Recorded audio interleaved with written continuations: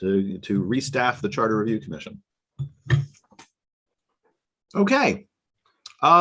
We are, if I'm not mistaken, in our open session, and our public hearing starts in an hour, correct? Mm-hmm. Good. So in that case, Lauren, do you want to start to do your magic? We're so close to the end. I'm feeling aggressive, like we're right there.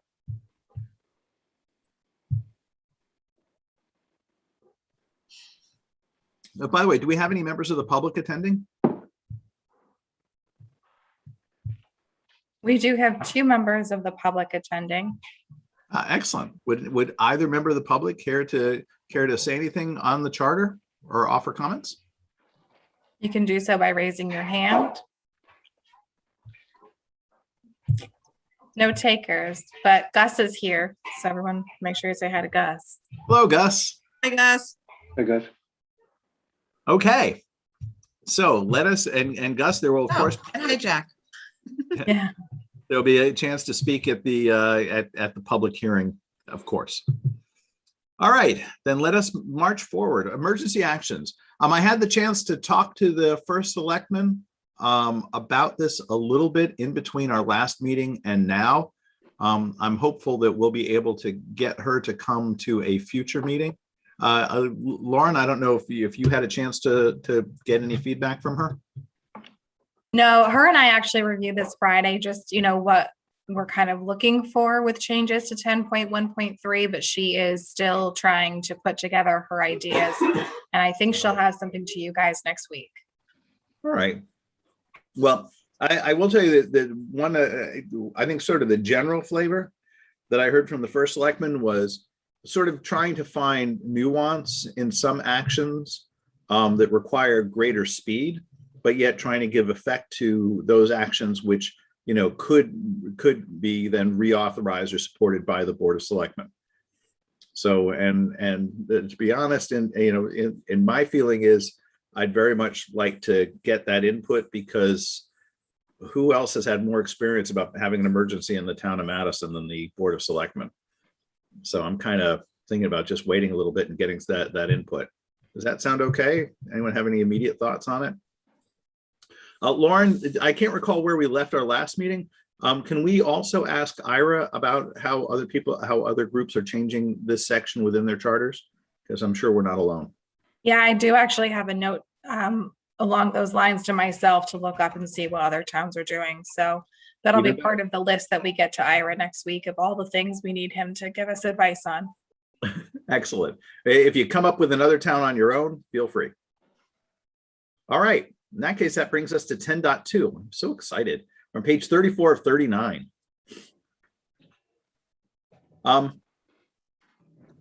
So for this one, the prior suggestion allowed BOS approval after a public hearing. Town meeting approval shall be required before land or buildings owned by the town shall be dedicated to departmental use or redirected to departmental use. Lauren, why do we do this at all?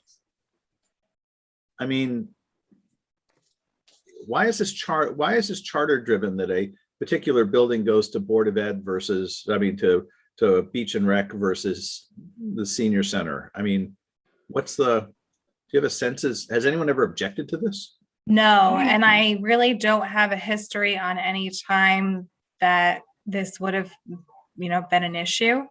It's obviously been in the charter since 2006. I don't think I've ever had to even look at this section. And I think we all over the years have thought it kind of just created another level that we didn't necessarily need. Joan, you got anything on this one? I just feel like I agree. It's overly cumbersome. Board of Selectmen, Planning and Zoning, Beach and Rec. Yeah. Board of Ed, any other affected town agencies to make their recommendations. I mean, I think that it's one thing if we're selling something or acquiring something, but use within the government, I'm not sure why it's there. I'm trying to think if something happened years ago. Oh, it has to be because it's so specific. All right. I just don't remember. It had been before my time. So I would like to propose that we consider wiping this out, and maybe at either this or the next public hearing, if anyone has context, they can give it to us. But this just feels wrong to me. Mhm. Does that sound all right to everyone? Yep. Yeah, I'm good with that. All right.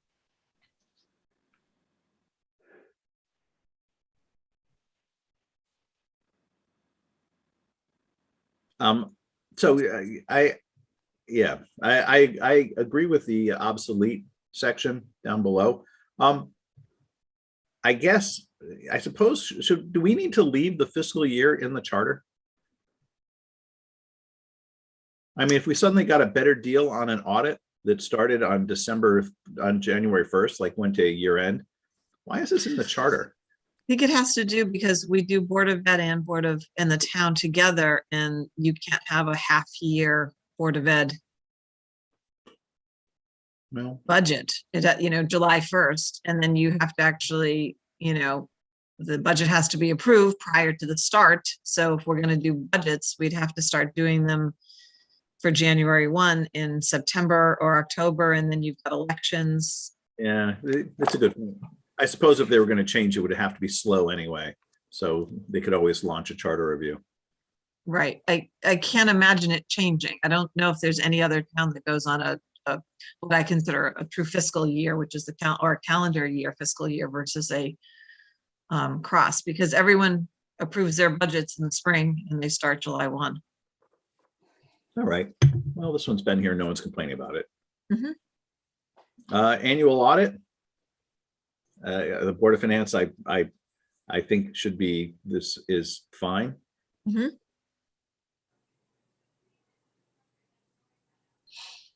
What's the language in red there, Lauren? I like that.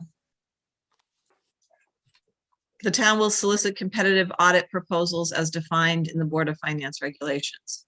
But did we change regulations to procedures?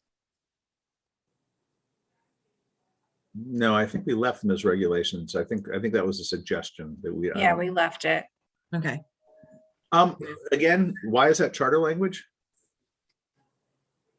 If it's in the Board of Finance regulations, then they'll solicit audit proposals, and if it's not, then they won't.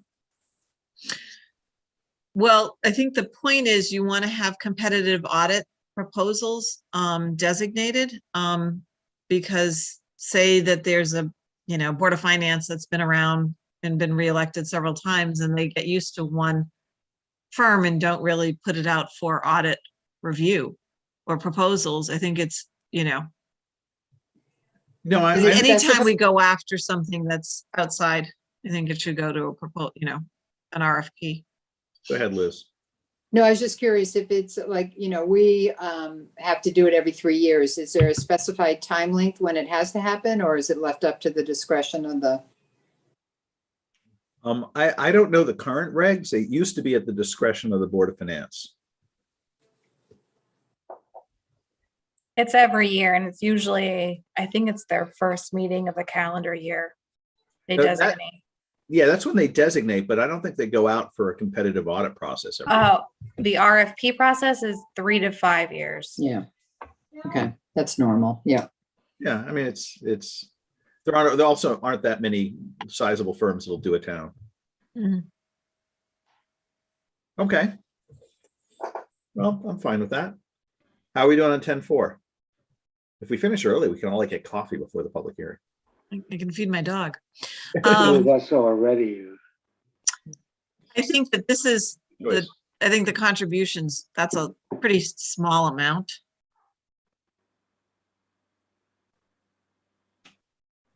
Town shall make no contribution to any organization if prohibited by the Connecticut general statutes. Do you have to say that? I was just going to ask that. I mean, it seems to be like, Yeah, the town shall not do anything illegal. Okay. yeah, okay, we agree, right? I mean, I understand the limitation on this because you're giving away town money that taxpayers paid that they themselves could have gone to another organization. Right. Just $2,000 seems itty bitty. Yeah, and they said that it's cumbersome and should be reviewed for an increase. Do we know who we give money to that don't provide financial records? Yes. So we've had as you know, we support the Ambulance Association. And I know that there were issues in the past where they were not in a position to give us their records at the time. It was like a timing thing. At the time when we were prepared to give them support. So this was cited as the reason, and they then hurried up their financial reporting. Mhm. So this was followed at the time. Any organization requesting an appropriation in excess of 20 grand shall submit a financial statement by a certified public accountant. Right. Well, I think like the library does it automatically now, and I think the ambulance has gotten their timing down. Correct me if I'm wrong. I don't know. They did it at the end of there was a problem for about a year or two. It was just Right. process, and then they worked it out. It's just getting it ready at the right time. So are these notes from Stacy as far as the dollar figures go, Lauren? Yeah, these are staff notes from Stacy.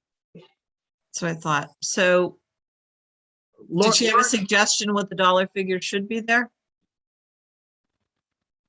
I don't think there was an actual suggestion, but I do think that the 2015 charter looked at these amounts. So if you give me 1 second, I'll go look at that draft. That we did, Sure. yeah. I mean, the 2,000 I think is an easy problem. The 20,000, I don't know that I have an intuitive feel for why that's 20,000 still a significant amount of money. If there's I think the way you were going with the question, Joan, like who's receiving money, and is there a category in here we're not thinking about? Right. Getting a CPA audit would be, silly. Well, remember back in the day, we used to have individuals to Visiting Nurses Association, this association, that association, and then it just went under the budget of the senior center, say, and then they have the discretion, the department has the discretion to be able to put those out versus the town putting it in as a line item budget, so to speak. Yeah. Remember we kind of worked that around back in the day?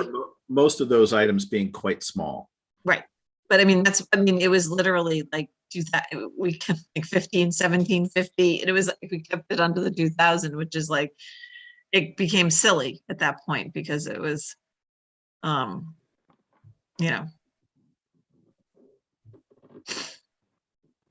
we contribute to the fire stations? Oh, yeah. We support them in a couple of different ways. So that's another question then. Okay, so we support both of the volunteers in acquiring their equipment. So that would be in excess of $20,000. Some of those fire trucks are over $1 million. And then on top of it, the pensions. So I'm not sure that we get those financials though. So, I don't recall, but we're also giving that as part of a town administered pension fund. Yeah, it's more the big trucks, and the equipment, and we have under CIP, there's always basic equipment and things like that go out. But so that's the question, is that considered the town's department and it's just fully volunteer? So it's not an outside organization?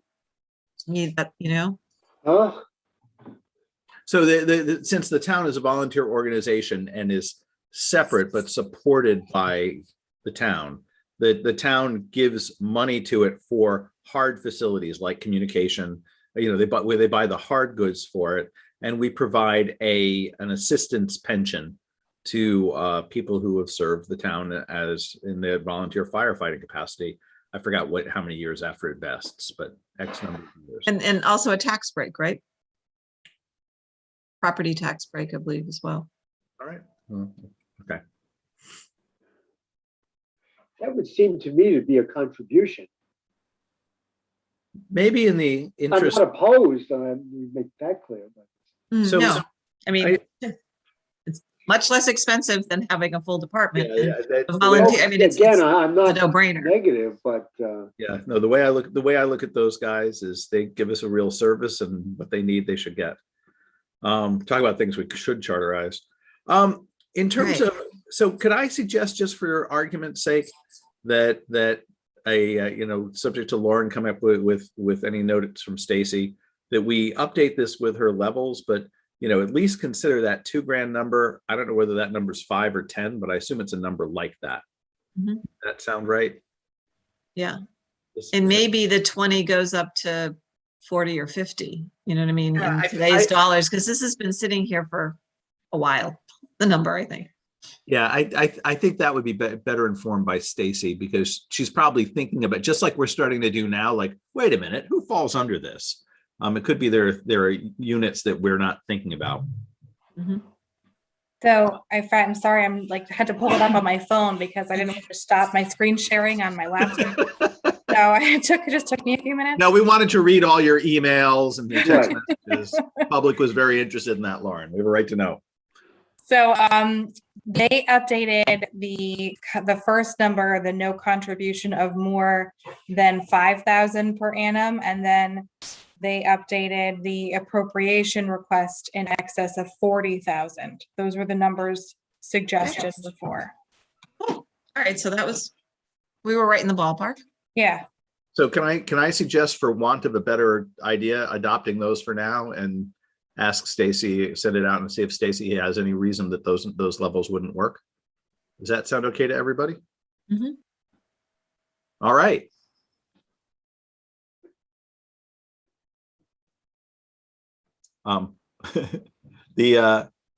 In the next section, I totally agree with interested parties are invited to comment. That's the Administrative Procedures Act, so I don't see any reason to include that. I like all interested parties are always invited to comment. Mhm. Not later than April 15th of each budget shall be returned to my budget consistent with 3.2.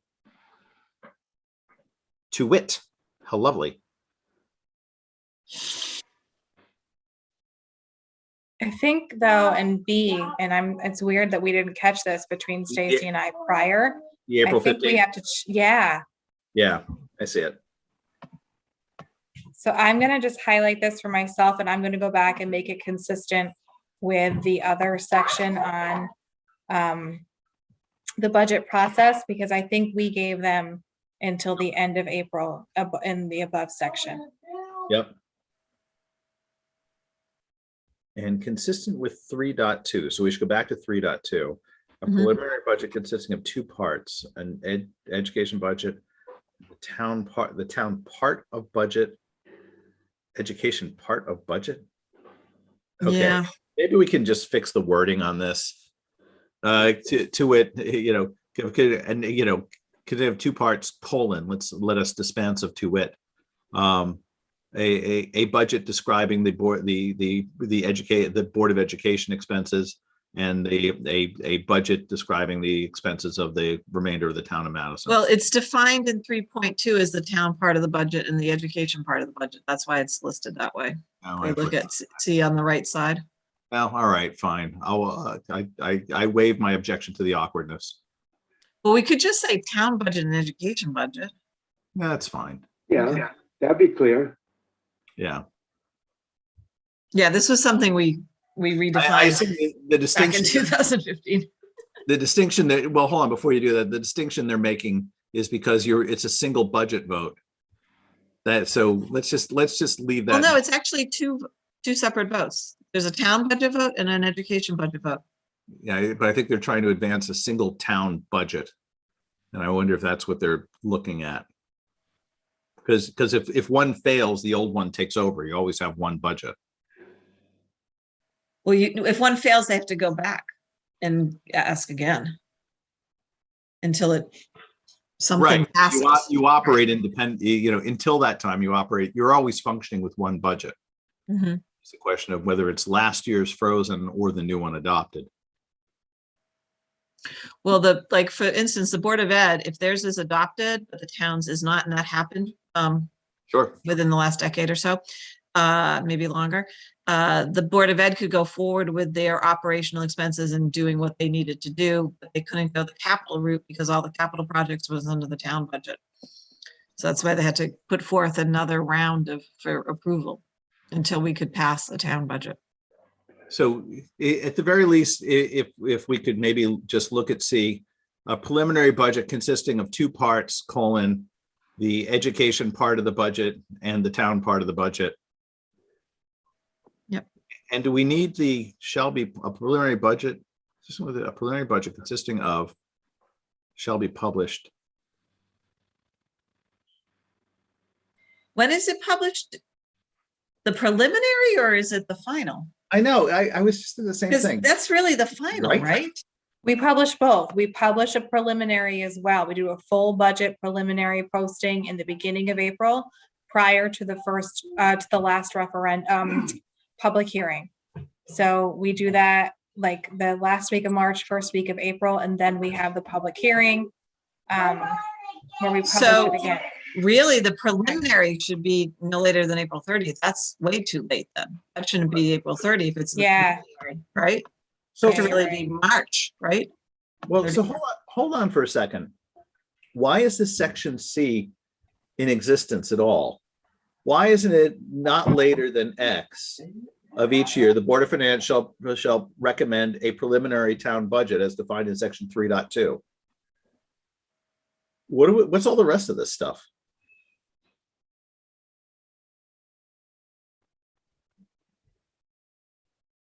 I mean, seriously, so we don't need C.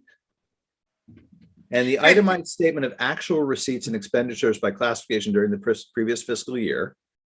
Okay. So not later than this, as shall recommend a town budget, a town budget as defined in section. Do we do this level of detail on the preliminary? That's several pages, right? It's not quite as long as the final printing, but it's about half as long as the final printing. So I it think is- we kind of have to correlate to what we're doing then, right? Yeah, Yeah, I don't know that I recall each of these at that phase. So for instance, looking at the status of reserve funds, well, you know what? So yeah, why don't we check the date with Stacy, but also check the format in section C.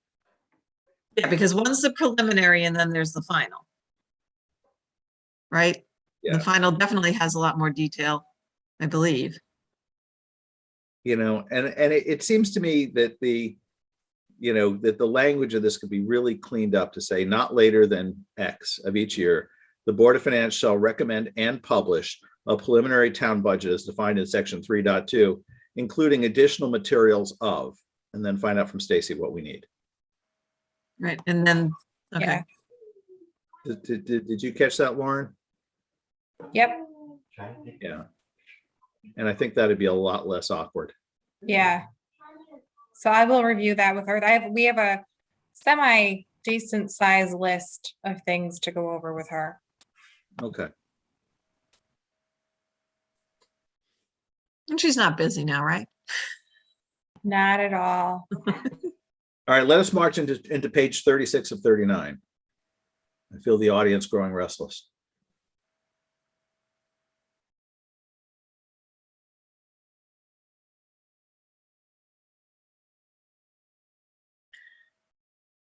I mean, It's fine. it's fine. I don't know if it's ever happened, but Adding to the recommended part as submitted to the Board of Selectmen, the Board of Finance. I know that in my term, we made additions. Because there were additions to a reserve fund. They okay, were small, got it. Yep, nice. Yep, okay. whatever. It doesn't seem something that's worth discussion. Yeah, you've wiped out the last week of April. Early April 30th. Yep. I like it. I'm totally sympathetic to Yep. item. Okay. By the way, Oh, go ahead, Bob. I'm sorry, I didn't see. No, I your- just wanted, okay, the Board of Finance will hold a public hearing on the two proposed parts of the preliminary budget. I assume somewhere else we clarify that that hearing is not about whether these expenditures are reasonable or in the public interest or not, that it's solely about whether the town can afford it. Well, for that hearing, people can stand up and say whatever they want. Yep. So Okay. literally the way that hearing functions is you go and say, here's our budget, what do you think? And if people Yep. want to stand up and say, you're wasting a lot of money, that's for the public to say. Yep. Okay, It- but that's it- not for the Board of Finance to consider. Well, it can. It Yeah. has. Sure. Okay, isn't this the problem of the Board of Finance not staying in its lane and something that needs to be fixed? Yeah, but Yeah, if there's a small group that comes out and says this expenditure or this additional person that's going to be hired is not needed, it never was, why are we doing this now? We one of, keep going back and forth on this. yeah, one of the problems, I think, is that at that moment in the process, this is the place where the public can see the budget overall, and they can look and say, you know what? What do you mean you're going up 7%? I didn't realize that was going to be the impact of the skating rink, and Right. that's at that time, the board of finance can then, do a couple of things. They can cut, or as has happened, they can bounce it back and say, boards give me, they don't have to, but the board is like, can give them their thoughts backwards. Say, well, okay, we look at this, let us re-engineer back from an objective. Well, and that sometimes it happens that way, or sometimes the Board of Finance just cuts. And I think that's one of the issues that has caused the tension. Absolutely, yeah. Yeah. So if we say, go back to the Board of Selectmen and say, okay, we heard loud and clearly, and you were in the room, because usually they are, that this needs to go down, come back with a better number. Yeah. That would seem to make sense. Well, they This is can't. the outsider here, and I mean, having heard this complaint. One of the problems with it is that ultimately there needs to be one unified voice to advance the whole budget. Because if let's assume for a second, most of the time it's people come through and say, I'm concerned because you are up a lot more than we thought, or they're arguing for something that's underfunded, to be honest, it shows up. Sure, I can see that, right. Yeah. So it's kind of Or- like a general budget hearing, Yeah, well, it's not limited to financial issues, okay. you know, Right. not everyone's going to pay the same detailed level of attention as some of our closer people that are watching. Gus, I know you're in the audience, you would be watching, but most people, they will come to the budget hearing because now they're like, oh, I have my chance for general input. And if the Board of Finance can't respond, then the public becomes disenfranchised. It's the hard part of it. Some of the other issues about staying in their lane and financing, I think, Right. come out a lot more strongly during the other 11-month operation of the boards. But ultimately, for the budget, they're going to have to vote.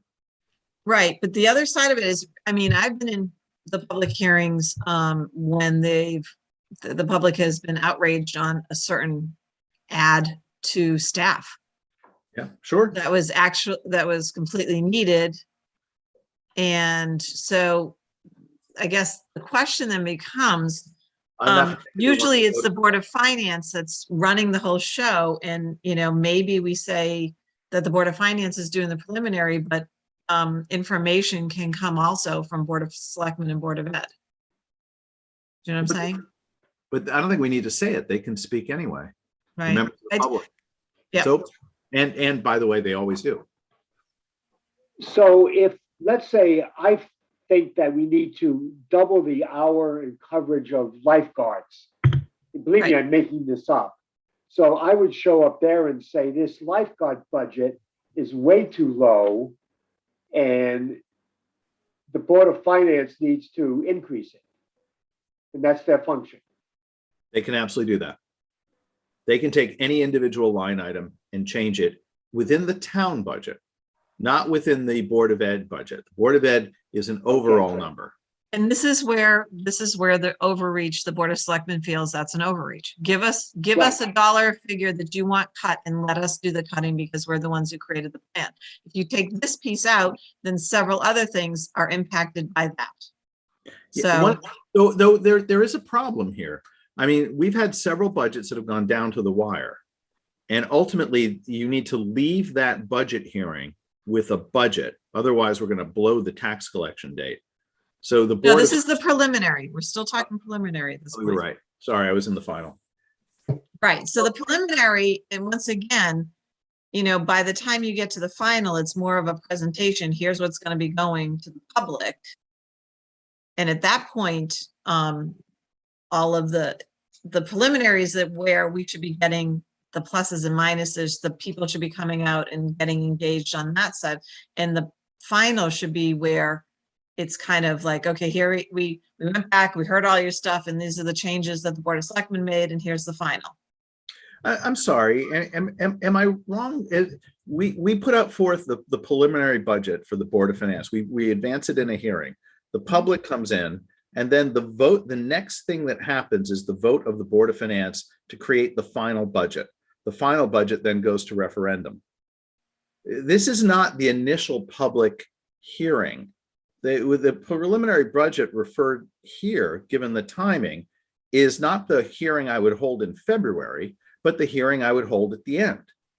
So I would go through, and because we hold that first hearing when in February after everyone's met, or March, and nobody comes, and I wish they would. But then you go and you put the hearing out. This is only called the preliminary budget because we haven't voted on it. Lauren, am I reading this correctly? You are correct. That is the process. Yeah. So the next thing that happens, as soon as the end of that hearing, if people say, hey, there's not enough money in the lifeguards, the only people to respond are the Board of Finance. And the only way that I knew how to respond was specifically. So if, for instance, if people said, this is too expensive, you're off by $100,000. Sometimes we could go to Stacy and say, Stacy, please, reduce the budget by $100,000, pro rata, and go mutatis mutandi down the list and fix everything. Or sometimes we would look at a single expenditure line item, and that's part of it. But at that point in time, you're sort of under the timing gun. Well, when does it have to be published? I mean, Depends on what the hearing is. If we're having that meeting on April 30th, what would we do? We would then go and put it back to the boards. They'd come back, and then we'd still have to vote. Ultimately, you have the Board of Finance voting. Right, but I think once again, if okay, let's take this year, for instance, Board of Ed got cut $100,000. So it was just cut. So there's a reduction of the total. And I think that once again, I think that there could be a reduction of the total on the Board of Selectmen side or the town side as well. And then say to the Board of Selectmen, this is what we're putting forth to the people. Adjust your numbers so that we can, and then that gets published. It's not a line item necessarily. And that's where I think the line item piece is what gets, I know that used to drive us both nuts when we were on the Board of Selectmen. I know since you were on the Board of Finance, you have a different viewpoint now, but I think it's still a positive tension. I was on both. I hated everything at different times. You love serving on both, that. I defend my board, the Charter Review Commission. On a process basis, one thing also remember though is the Board of Finance can't, if they go and they can't just give a reduction. They have to give a budget for the town to vote on. If you Right. give a budget and reduce part of the Board of Ed, it doesn't matter. The Board of Ed can reallocate its funds without an approval. The Board of Selectmen cannot. They need to go to the Board of Finance. That, I think, is the better place for us to talk about where the Board of Finance's discretion comes in. Because once they're functioning within the budget year, but ultimately for the approval of the budget, someone has to be the final say to say go. No, I understand they need to say the final go, but I think that the go can be, okay, we're gonna go in town, we're reducing it by 100,000. By the time we go to vote, you gotta make sure that you've reallocated $100,000 out of that budget, and the Board of Selectmen can sharpen their pencils and do their thing. But why? As the Board of Finance, you're saying fiscally, this is what we've heard from the public, and this is what we think should happen. But that's not what you always hear from the public. What you hear from the public is, do not build the salt shed, and people will come out and say, I oppose this $250,000 to do this thing. I can't remember how much the salt shed was, but I object to this expenditure. And if this is the only time the public's seeing it, then there's no other opportunity. I mean, No, there's the opportunity in February, and then there's the process of the workshops.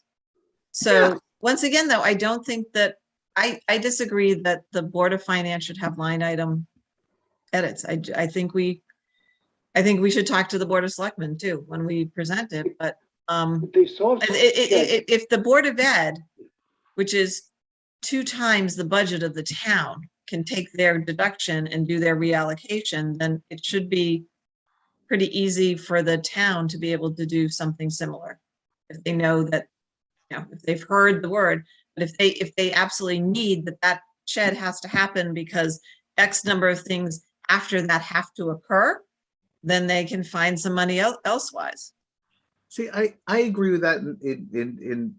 I'm sorry, Bob, go ahead. No, just my point is that this salt shed example, in my view, is great because $250,000, it is not an issue that the town of Madison cannot afford a salt shed. It can. You can amortize the shed over a number of years. Come on. So why is this a finance issue? It's not a finance issue. It's a policy issue. Right.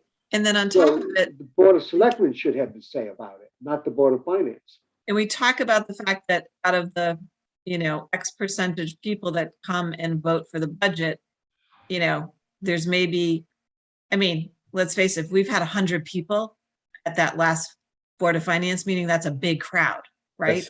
That's a to-do. Right. That's like, woo, so you're talking a small minority can influence something pretty dramatically if they're vocal, and that's what we've been trying to avoid, right? Well, I hope so. Yeah, I guess I say I'm looking at it a little bit differently, in that people don't come to the workshops. They're not going to come to the first vote until they get a sense what the overall tax increase is, which only comes into focus for the public now at this point. That when else are they going to come in and say, hey, I don't like the way this is going. Now, whether it's 25 grand or 250 or 2.5 million, at some point in time, if there's a single driver, they're saying you've gone up. So, Joan, you brought up the example of hiring of a town planner that year. I think you and I think about the same example. This is fun. We've been doing this together so long that actually we know the same stories. That for that year, what happened was that there was a big move to remove a separate town planner. The budget had gone up 4.1%, I think, if I recall. On the town side. On the town, yeah. I'm on the town side.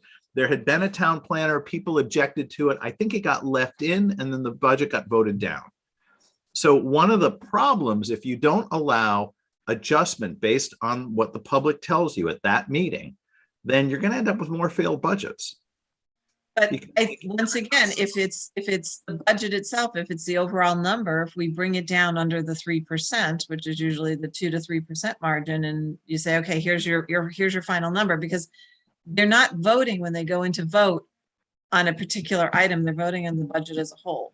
I think when people come out and talk and tell you what they're mad about, You should be able to respond to it if you think if you think it's just a couple of people coming and you need to respond to it. That's the Board of Selectmen's job to respond to it, not the Board of Finances. The Board of Finance is saying, okay, we hear you, we're cutting the budget. The Board of Selectmen's job is to figure out where it's going to get cut and to defend that. That's I just take a different view of it at this point in the process. The rest of the year long, I have no. But this is the critical point. This is the thing where new things are supposed to be developed, and then all of a sudden they get cut, and then it's back to, okay, we're going to do a special appropriation here, we're going to do this, we're going to do that. So I don't object to a mechanic earlier on, but I think ultimately when you get in, if there's enough people coming in from the public, they need to have an ability to respond.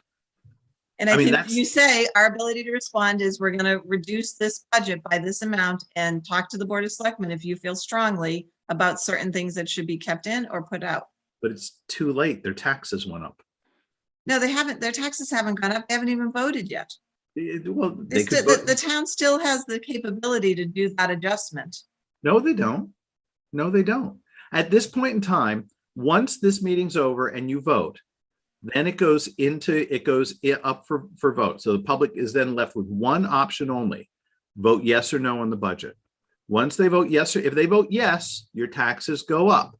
The money is taxed and put in an account. If you don't like the expenditure, the Board of Selectmen, you can appeal to the Board of Selectmen to not do it, and then maybe the Board of Finance will reply it. No, but it's still a dollar figure where it gets allocated. You're still saying, here's the dollar figure we're going to put forth on the budget referendum question. Instead of 30 million, we're going to do 29.75 million. Okay, we're taking $250,000 out of that number. Board of Selectmen, do your adjustments and deliver back to it the details so that we can publish the details. Yeah, no, I clearly understand the sentiment to it.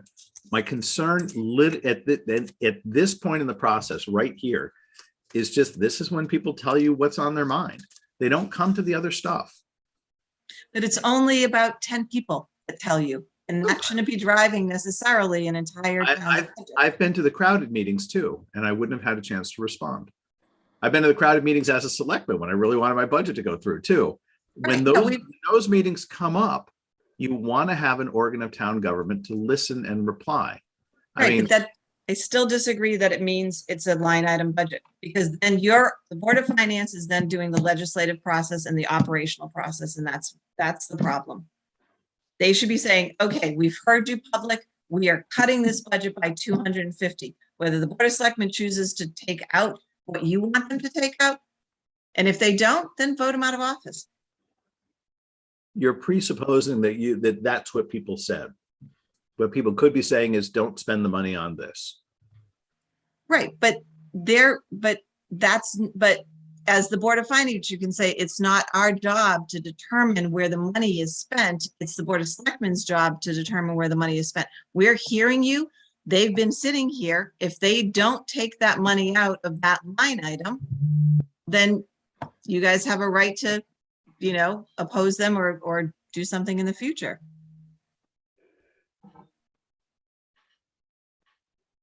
Imagine a separate scenario. Part of it includes the ability to pick your favorite building. Buy out the town green from the house next to the senior center. Yeah, exactly. Pick one of your favorites. The bocce courts next to the senior center, and we're all set to go. And someone walks into the hearing and says, "But wait, don't you know that there's an earthquake fault? The property is really only worth $5,000, not 500,000." Are you supposed to say, oh, we're elected officials, we're going to leave that line item the way it is? Well, I think that's an unrealistic thing, because before you even get to the point of buying something, there would be a thorough review and an appraisal and et cetera, et cetera. So that, I think. You're an elected official. You receive new information at a hearing. You can't respond. I mean, you can respond. You do a recommendation to the Board of Selectmen saying, this is what you should be taking out of it. It's a recommendation back. It's not your authority to do that cut. I really feel strongly about this. I sense that. And but No, because it's, my problem is I don't disagree with you except for one thing. And I'm now repeating it again, which is that people are there in the room. That's when they come. So if I could, let me give opportunity for, you can listen to Joan and I repeat the same items back and forth, because I see there, well, well, we can just put it to a vote of the group. yeah, well, why don't we open the discussion so it's not just the two of us? What do you guys think? I mean, you have the advantage of not having done it, which I think puts you in a superior position.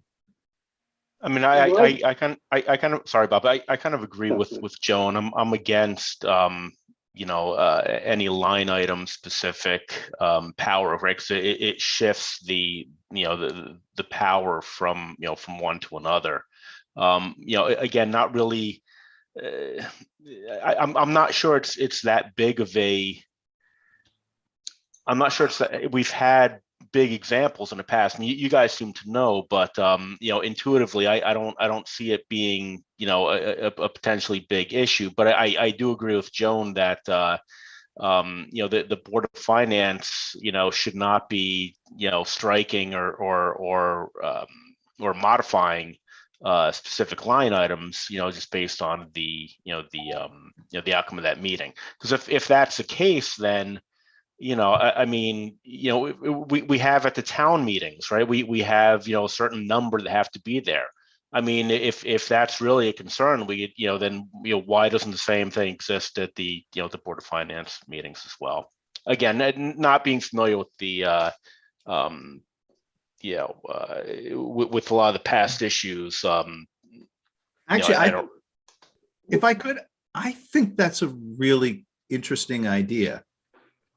I mean, what if we said the Board of Finance's recommendation shall be general to the budget numbers, unless upon quorum and motion, they'll reconsider a line item.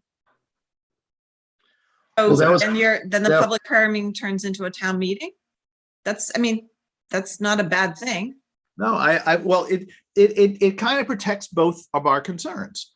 As a matter of operational norm, you don't have the Board of Finance second guessing the Board of Selectmen. But if indeed you get the Joe scenario where people want to come and express themselves about their concerns, then all they need are the right number of people, and they could come in and say, fine, we're here, trigger a town meeting, we're concerned about a specific line item. Well, So we can't- before we go either- back into the Joe and Joan thing, just so we can all get a chance to talk. Go. Yeah, I know it's where we were going with this. No, actually, Joe, that's you're much more eloquent than I was. That I'm thinking. This is just conceptual for me. The same thing as with David. But I do feel that the Board of Finance should be able to trigger something, because yes, maybe the public isn't so specific about one line item, but in the case that they are, because there's new information or because of something like that, there should be some triggering mechanism the Board of Finance can hit that says, no, we have to stop and take a look at this. I mean, in the example of the building and the fault line and things like that, there could be new information, and we wouldn't want the Board of Finance just to reduce the total amount and leave it back to the Board of Finance or Board of Selectmen, who might take money from somewhere else because they really want this to occur. There's got to be some trigger there. So how could we resolve this issue? Let's assume for a second that five people come up and they say, we're really concerned about expenditure X. You're on the Board of Finance. So Matt, you're on the Board of Finance. Congratulations. And you look at it and say, well, based on that, I'm not voting for this budget. So they don't vote to send it for the final budget. Now what happens? They send it back to the Board of Selectmen. The Board of Selectmen says, well, we disagree. That was only 5 people. Now what? Do we not have a budget? I mean, ultimately, that creates a stalemate. The Board of Finance. That the ultimate power on policy matters, and if there is a stalemate, should be with the Board of Selectmen. But ultimately, the purpose of the Board of Finance is to safeguard the expenditures. But not the specific expenditures. The Safeguard the overall expenditures? health of, the I think- overall health of the Yeah, town. Yeah, Right. but- Health. right, but- including underspending. yeah, no, I believe me, I get that. So how would you work for underspending? So if we go forward with the idea of a lack of line item authority, and let's assume for an example that happened in town, the town had proposed relieving a reserve fund that they had to go and change this is not big dollars, to change a driveway off of one of the town parks. And they said, we don't need that money. But the changes were required by DOT. It might have even been the DEEP. I don't recall which. And they never got the approval that the agency said, no, it's okay not to make the change. So the Board of Finance said, no, you cannot give us a budget where you haven't reserved against an expenditure that's a requirement by an agency until you're told that the agency no longer has the change. What then should the objective of the Board of Finance be? To increase the overall budget? No, they want to increase that line item because that line item is what part of the project and the operation of that procedure. There had been a reserve account. But shouldn't that be a discussion prior to the point of April 30th? Shouldn't that be a discussion between the Board of Ed and the Board of Finance and the Board of Selectmen, or the Board of Ed and the Board of Finance? Shouldn't those discussions be happening prior to April 30th? So when you get to this April 30th piece, those are resolved. Well, no, that's exactly the point. That was a discussion prior to the April 30th, and the boards disagreed. So the Board of Finance said, no, you're increasing you're under reserved. Otherwise, the only opportunity for the fiscal, a fiscally sound budget has a good budget curve and is properly reserved. The only response to restore the reserve would be to just increase the overall budget. Or take a special appropriation from savings. Yeah, you can't. The Board of Finance can't do that. That's the Board of Selectmen to trigger a special appropriation. Right, so if they don't get their approval and they haven't budgeted for the change that's required, then it would go to a special appropriation request. And you guys, and the Board of Finance go, I told you, should have put it in the budget. We are getting within 5 minutes of the public hearing. I thought what we could do is if it's okay with everyone, open up to see if there are any questions of the attendees, and then stop for a minute and start the public hearing. Does that sound okay? Sounds good. Yep. All right. Lauren, do we have anybody, or is there anybody who would like to speak who's an attendee? Looks like one. Oh, look at that. You can see that. I don't know. Yep, so we do have one, but just before I let anybody talk, just so you know, the committee is still in a meeting and not quite into the public hearing. So if you're here to give public comment during the public hearing, that will start at 6 o'clock, just so you know. Perfect. Right. So in that case, why don't we let the one attendee speak, and then we'll briefly recess into the public hearing. Name and address? No. Hello, Noreen. Congratulations, by the way. So unfortunately, I'm not sure if you guys can hear me. My Zoom just glitched again and I can't do anything. Can I unmute Noreen? I would have to, yeah, actually you should be able to as a panelist. Here she is. Hi, Noreen. Hello, can you hear me? We can. How are you? I'm fine. Sorry I missed this part of it. I was at one of the state games for our girls soccer team. So they're almost at the end of the game. I stayed for most of it, 3-0, but I couldn't miss it. Well, yeah, you missed the competition between Board of Finance and Board of Selectmen, which I feel is an event worth all attention. Okay, go ahead. One thing, since we have a few minutes, can you still hear me? Yes, ma'am. Yep. Not today, but we can go back to, there was a meeting, a couple meetings ago, we brought up the fact of the way our elections work. And Joan and I had difference of opinion on Board of Education and how, and I don't know if this is state law or why it's this way, but for some reason, every other election on the Board of Education, there are 4 openings and there only can be 4 candidates. And we don't know why. And I went back and checked, and that is the way, and that'll happen 2 years from now again. So I've talked to people that are in that cycle and they say, oh yeah, we're automatically on all the time. So we should just take a look at why that happens. And because I don't know if it's the charter doing it or the state, but I know Joan was under the impression that we could, but I did send out an email to all of you explaining where I took it from, the information I got from the charter. And I don't know, we'll just have to find out why it's like that. But it does seem strange that we could actually have an election where nobody could try to win a new seat. That does seem odd. It's been that way for a while. This is nothing new, but we should find out why. There's no other board that's the way it is. We've got 2 years to fix it. I can resend that emails I sent out to you folks with that information. So, Lauren, if I could kindly task you to take a look at that. Sure. And let's try and distinguish between whether or not that's a function of practice versus, sort of the gamesmanship of election, or whether there's something structurally going on. Okay. All right. Thank you. Thanks, Noreen. I thought you were coming just because you missed charter review. It's been a whole day. I know. Thanks. All right, so it's 5:59, just about. Why don't